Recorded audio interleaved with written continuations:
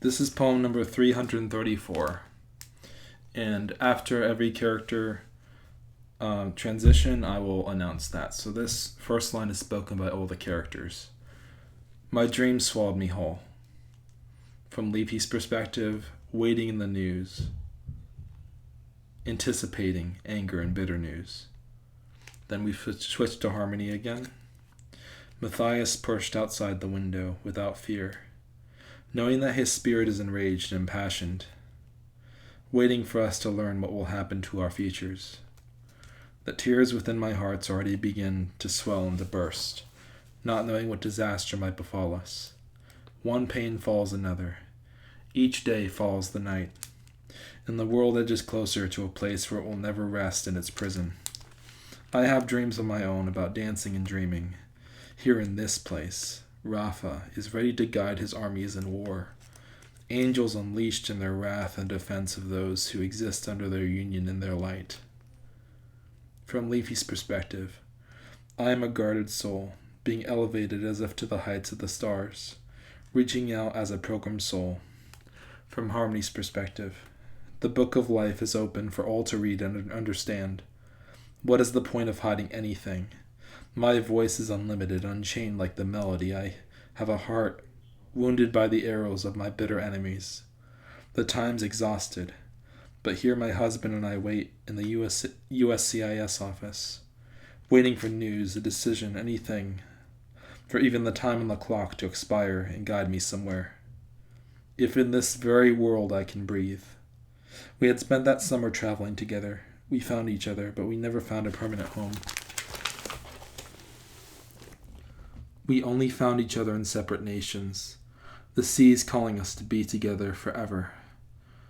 But the one who had dominion over this world always deigned to keep us so far apart, unable to lift our hearts to touch each other, but the world we knew would always reject us. We were called in the office, and we knew that the wait was finally over.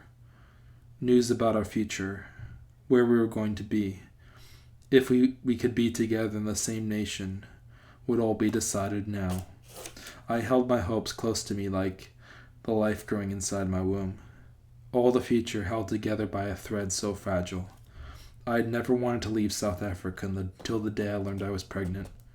Now all I can think about is the tangled crowds weaving through their destruction, the one who broke into my home and tried to rape me. South Africa is not a nation. In that hollow place, there is no order at all.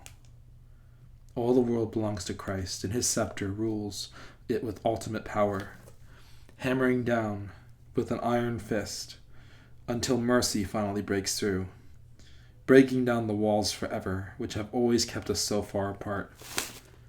From Leafy's perspective, the USCIS officer walked into the room with a grim look on his face. From Harmony's perspective, I'm sorry I'm denying Harmony's green card, he said, as the tears began to swell in my eyes.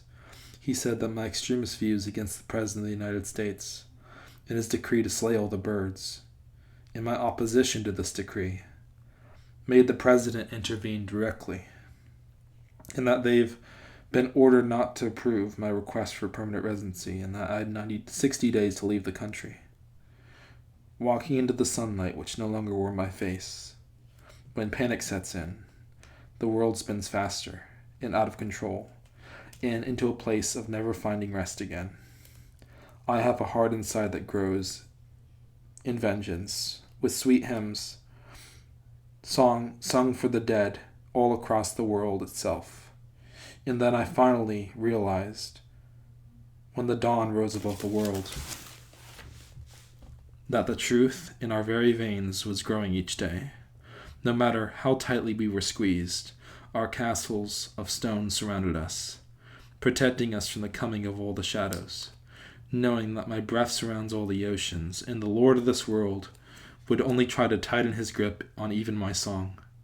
But suddenly Matthias appeared, and I was thrilled with excitement, despite the darkness in this very world. And he told me of the calm and gentle songs that were sung far away in the winds of Costa Rica, a place I would never visit until I die.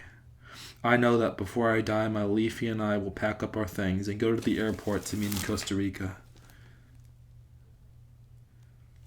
But really, the second we leave our homes, we are actually dead. We had passed away, slain by worlds that never understood us. The dominion over even our authority to breathe was stolen from us. The dominion over our homes was expropriated without compensation. Our currency was destroyed without asking us. We were blamed for the crimes of our ancestors, and then the boiling world blew over with anger toward us, not understanding our hardware or even our program path or software. The nightmares of the past haunted us, forever in dreams that swallowed us with empathy, shielding us from the nightmares. But now, in this very moment, after my green card was denied, I knew that nothing would shield me from the nightmare, the darkness of a world enshrined in pain. The love of a mother for her unborn child is unmatched, and the failure to provide for her young family and to protect her son like a shield from the wicked men in mass is overwhelming in its fear. Intrepidation for even moving forward will prevent me from accomplishing anything at all, including the glorious breath I always labored so hard to earn in this world. After so many years, I finally earned my right to breathe, but now it was forced away from me by criminals in mass, by vicious demons who haunt our world and claw through the sides and seams of our castles like horror villains, unstoppable. Nothing will contain them. The villains of our story will never stop until I am dead. Hold me in your arms like the anthem of the future, because at least this moment is for us. My veins are bursting with passion even now.